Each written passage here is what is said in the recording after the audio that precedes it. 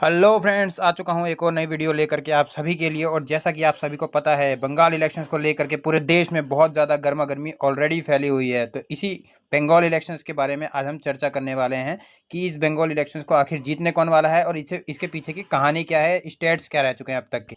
जैसा कि आप सभी को मालूम होगा कि ईडी ने बहुत बार वेस्ट बंगाल की चीफ मिनिस्टर ममता बनर्जी को परेशान किया, यहाँ तक कि उनको खुद का कोर्ट केस तक लड़ना पड़ा है।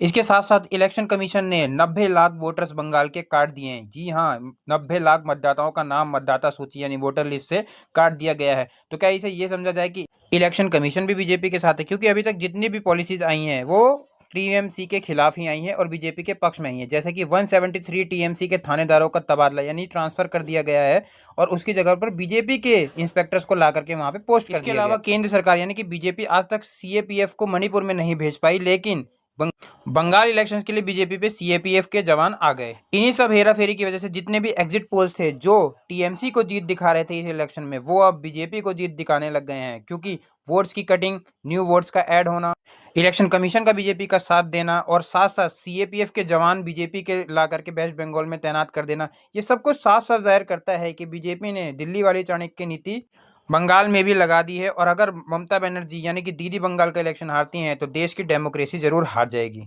कल बंगाल में पहले फेज की वोटिंग हो चुकी है, दूसरे फेज की वोटिंग 29 तारीख को होगी और रिजल्ट आएंगे 4 तारीख को। और पहले फेज की वोटिंग में जितने आज तक किसी जगह पर किसी स्टेट में वोट नहीं पड़े, उतने वोट कल पड़ गए हैं वेस्ट बंगाल में, 91.78% वोट्स।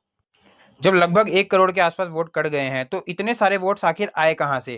तो ये साफ साफ जाहिर करता है कि ये जो वोट्स पड़ रहे हैं ये कहाँ से पड़ रहे हैं। बाकी आप लोग चालाक हैं, क्या पता लोग भर भर के इसलिए वोट दे रहे हो कि हमारे वोट कटे हैं, हम ममता दीदी को सपोर्ट करके जिताएंगे। या बाकी तो आप लोग समझदार हैं, ये जो जितना भी चाणक्य नीति हुई है वो किसके पक्ष में जा रही है आपको दिखा जा रहा है।